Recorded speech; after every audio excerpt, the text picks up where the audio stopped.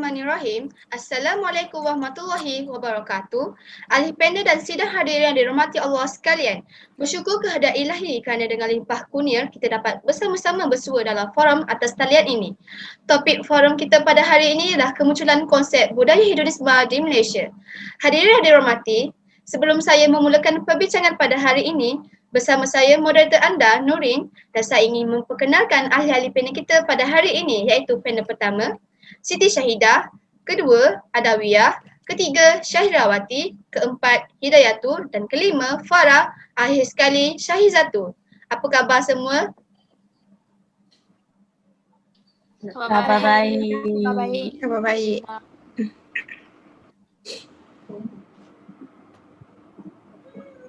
Baiklah. Soalan saya kepada panel pertama, seperti mana yang kita ketahui, kemunculan konsep budaya hedonisme di Malaysia. Mengapakah masih terjadi budaya ini? Boleh saudari kupaskan dengan lebih lanjut? Terima kasih kepada moderator yang cantik menawan. Terlebih dahulu yang dihormati pensyarah falsafah dan isu semasa iaitu Dr. Nur Syuhada Muhammad, rakan-rakan panel yang lain dan seterusnya hadirin yang dikasihi sekalian.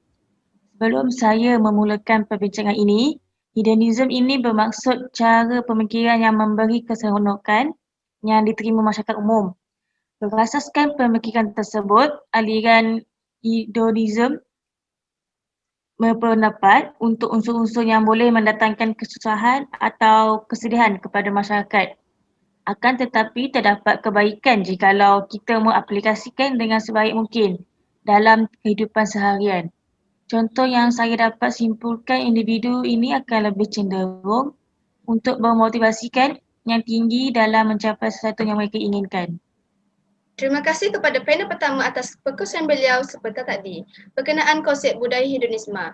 Saya tertarik dengan pandangan beliau bahawa golongan ini akan lebih cenderung untuk memotivasikan yang tinggi dalam mencapai sesuatu yang mereka inginkan. Seterusnya, saya ingin beralih kepada panel kedua dan ketiga berkenaan budaya hedonisme dan mengapa masih berlaku budaya ini di Malaysia. Soalan yang amat menarik. Pada pandangan saya, merujuk kepada Kamus Dewan Bahasa Melayu, budaya ialah fikiran manusia melalui latihan dan pengalaman. Manakala hedonisme diertikan sebagai kepuasan rasa dan kenikmatan yang menjadi ukuran tingkah laku sesuatu perbuatan yang baik. Budaya hedonisme yang asalnya merupakan satu aliran telah bertukar menjadi sebahagian daripada cara hidup moden. Golongan hedonisme ini berusaha sedaya upaya mereka untuk memaksimalkan prinsip kesenangan dan keseronokan bagi mengatasi segala yang lain. Menurut Aristippus of Cyrene, mendakwa bahawa keseronokan merupakan satu-satunya perkara yang dicari dalam hidup manusia. Bagi pandangan saya pula, hedonism ini merupakan sebahagian daripada sekularisme. Sekularisme ini dapat memberikan hak untuk menjadi bebas. Secara umum yang kita lihat bagi mereka yang mengamalkan ialah semua perkara baik yang manusia suka dan bermatlamat untuk mencapainya. Selain itu, kebaikan tertinggi iaitu kebahagiaan apabila seseorang individu memperoleh keseronokan, keperluan-keperluan yang lain tidak lagi diperlukan kerana kebahagiaan itu sudah lengkap. Oleh itu, tugas mereka yang utama adalah meningkatkan kadar pengalaman yang membahagiakan dan mengurangkan kadar ketidakselesaan seperti kesakitan, kesedihan dan kekecewaan. Terima kasih kepada panel kita. Sekarang sudah terang lagi bersuluh bahawa golongan ini berusaha sedaya upaya untuk memaksimalkan prinsip kesenangan dan keseronokan bagi mengatasi segala yang lain. Apabila seseorang individu memperolehi kebahagiaan, keperluan-keperluan yang lain tidak lagi diperlukannya kerana kebahagiaan itu sudah lengkap. Tetapi sebelum kita bercerita lebih lanjut mengenai konsep budaya hedonisme ini, apa kata panel kita yang seterusnya mengemukakan pandangan beliau mengenai implikasi budaya hedonisme ini di Malaysia? Silakan. Terima kasih kepada saudari moderator. Pada pandangan saya, kemunculan konsep budaya hedonisme di Malaysia tidak seharusnya wujud. Hal ini adalah kerana budaya hedonisme akan memunculkan sifat individualisme dalam kalangan masyarakat di Malaysia. Selain itu, sifat ini seringkali akan merugikan orang lain demi mencapai tujuan sendiri dan akan menyebabkan timbulnya sifat egois dan ketidakpekaan sosial. Oleh itu, setiap individu haruslah memasang niat dan matlamat supaya dapat mengelakkan diri daripada terlibat dengan budaya hedonisme. Itu saja pada pandangan saya terhadap implikasi budaya hedonisme di Malaysia. Terima kasih. Terima kasih saudari. Pada pendapat saya mengenai budaya hedonisme ini lebih kepada implikasi negatif, di mana mereka ini lebih menghalalkan segala cara iaitu perbuatan mereka bagi mencapai tujuan tanpa pedulikan cara yang dilakukan itu adalah salah. Hal ini akan memberikan kesan buruk kepada masyarakat di persekitarannya.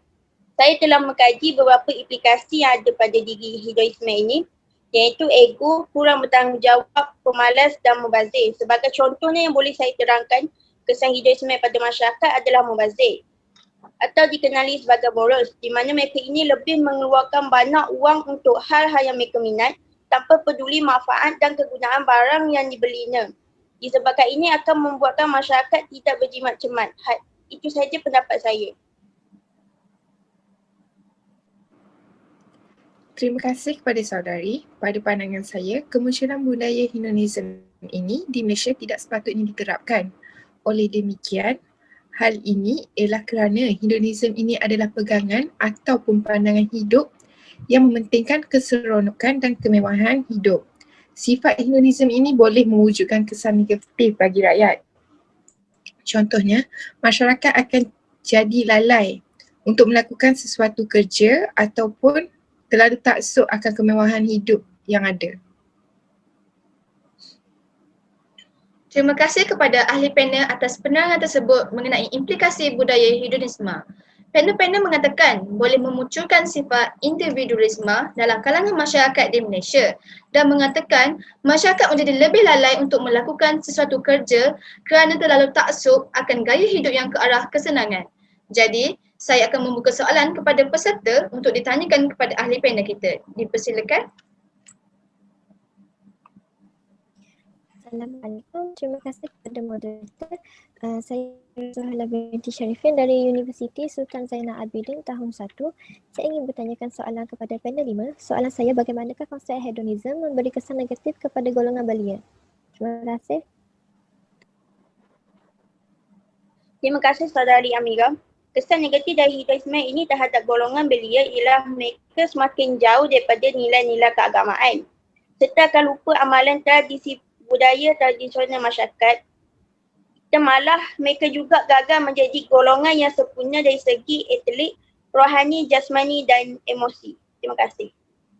Terima kasih saudari Farah. Demikianlah tadi rumusan perbincangan daripada semua ahli panel kita tentang kemunculan konsep budaya hedonisme di Malaysia. Kesimpulannya, kemunculan hedonisme dalam kalangan masyarakat di Malaysia mempunyai kesan positif dan kesan negatif yang tersendiri di mana memerlukan kesedaran yang tinggi dalam memahami konsep sebenar hedonisme ini. Justru itu, kita sebagai masyarakat yang mempunyai identiti negara yang berwawasan tinggi hendaklah menjaga maruah negara dengan mengamalkan nilai-nilai kesopanan dan kesusilaan iaitu rukun negara yang kelima agar maruah negara sentiasa terpelihara daripada perkara-perkara yang negatif yang dapat memudaratkan masyarakat dan negara. Terima kasih saya ucapkan kepada kesemua ahli panel kita yang sudi hadir untuk membicarakan dan menyuarakan pendapat masing-masing pada hari ini. Semoga forum ini menjadi wadah melahirkan rakyat Malaysia yang cakna terhadap konsep budaya hedonisme ini. Saya sudahi dengan wabillahi taufiq wa hidayah. Wassalamualaikum warahmatullahi wabarakatuh. Waalaikumsalam warahmatullahi wabarakatuh.